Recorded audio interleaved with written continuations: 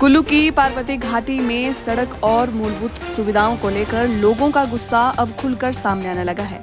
घाटी में लगातार बिगड़ती सड़क व्यवस्था, घंटों लंबे ट्रैफिक जाम, बार बार सड़क बंद होने की समस्या और पानी, बिजली जैसी मूलभूत सुविधाओं की कमी को लेकर आज हाथीथान में स्थानीय लोगों ने धरना प्रदर्शन किया। प्रदर्शन कर रहे लोगों का कहना है कि लगातार हो रहे सड़क हादसों और भूस्खलन के कारण पर्यटन कारोबार बुरी तरह प्रभावित हो रहा है।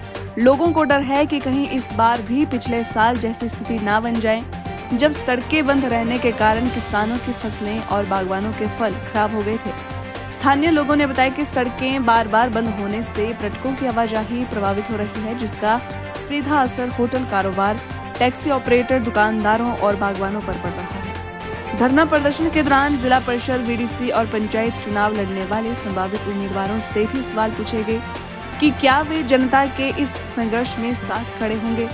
लोगों ने प्रशासन पर अनदेखी का आरोप लगाते हुए कहा कि घाटी में टूटी सड़कें, ट्रैफिक जाम, पानी, बिजली संकट और बदहाल स्वास्थ्य सेवाएं आम जनजीवन को प्रभावित कर रही है।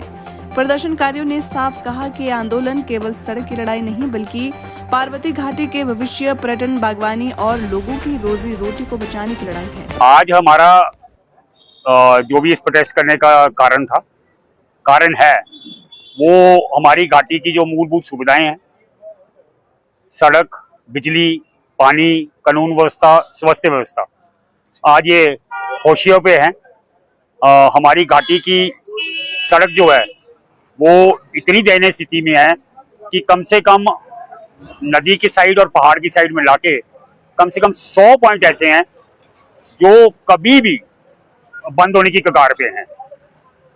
हम इससे बुरी सड़क की व्यवस्था के कारण हमारी घाटी का पर्यटन व्यवसाय और हमारी बागवानी, जो हमारे मूल दो आर्थिक के रीढ़ हैं, उन दोनों पे आघात पहुंच रहा है।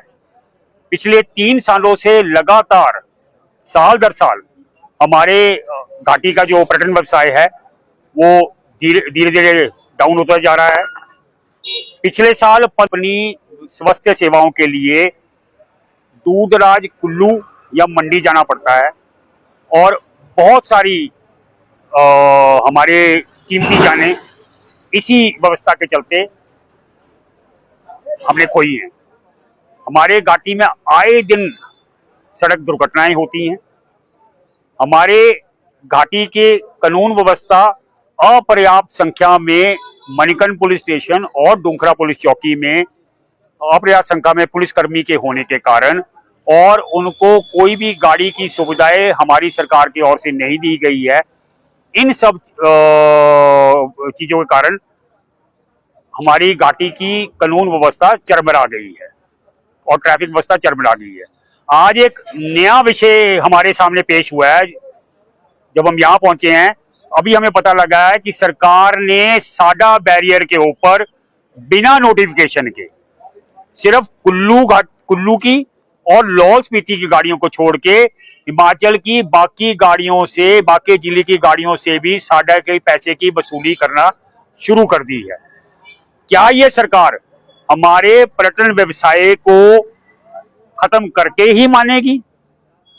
आज हमारी जिस दयनीय स्थिति है, हमारा आने वाला पर्यटक कानों को हाथ लगाता है कि इस जो मौत की घाटी की आपकी सड़कें हैं, जिस बुरी व्यवस्था में अब आपकी सड़कें हैं, हम आज के बाद इस रोड पे नहीं आएंगे। बहुत सारे लोगों के होटल व्यवसाय के ऊपर निर्भरता है। डायरेक्ट हमारे टैक्सी वाले भाई हैं, उनकी गाड़ियां, उनकी कमाई का 30-30, 40-40% हिस्सा हर महीने का इस गिरते हुए व्यवसाय के अंदर भी अपनी गाड़ियों के रिपेयर में जाता है। हम सब लोग इन सब कारणों के कारण आज यहाँ पे विरोध करने के लिए एकत्रित हुए हैं और हमारा निश्चय है कि हम अपने विरोध को रोकने वाले नहीं हैं जब तक सरकार हमारी दर्द को, हमारे दुख